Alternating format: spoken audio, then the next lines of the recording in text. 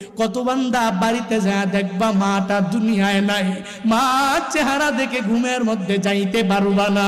আমিও তো ঘরে যাই, আমিও তো প্রতিদিন বাড়ির মধ্যে যাই, যাওয়ার পরেই রাত 3টা 4টা বেজে যায়।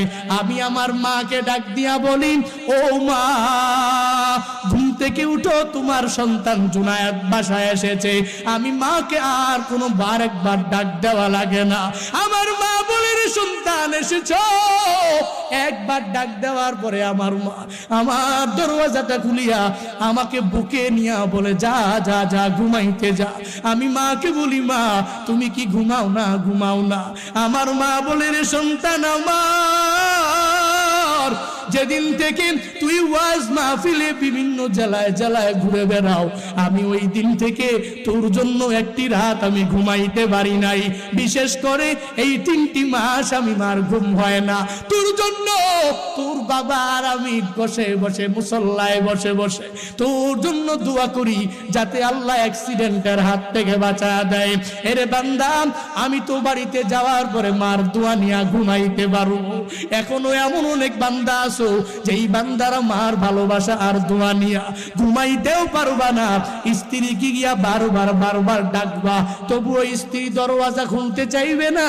3বার 4বার 5বার ডাকার পরে যায় খুলবে, আবার স্ত্রী ধমক দিয়া দিবে। এই ময়দানে কার মা নাই, কার বাবা নাই, বান্দা পরিপূর্ণ খেয়াল করে শুনে নাও। মার মোহাব্বত অন্তরে ঢুকাও। এর যুবক আল্লাহর বান্দা, মার ভালোবাসা অন্তরে ঢুকাও।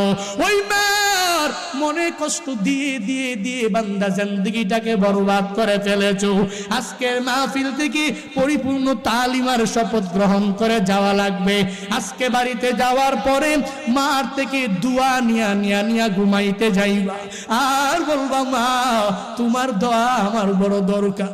মা তোমার দোয়া ছাড়া আমি এই দুনিয়াতেও কিছু করতে পারবো না।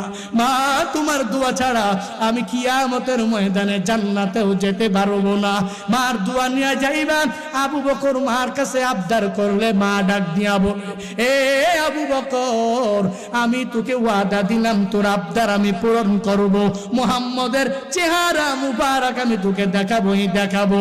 এভাবে যখন বলতে লাগলেন, আবু বকর বললেন, মা শুনো শুনো শুনো, আমার বোন ফাতেমা রাদিয়াল্লাহু তাআলা আনহার কাছে বলো, তাকে খবর দাও আমার নবী ঠান্ডার দিন, চারিদিকে ঠান্ডা, এই বান্দা ঘুম থেকে জেগে ঠান্ডা পানি দিয়া ওযু বানাইয়া এই বান্দা যদি তাহাজ্জুদ পড়েন, এই বান্দা যদি ইশরাক আর আওয়াবিদ মিস না দেয়, তাহলে বান্দার সুস্থতার পরিপূর্ণ কদর হয়ে যাবে।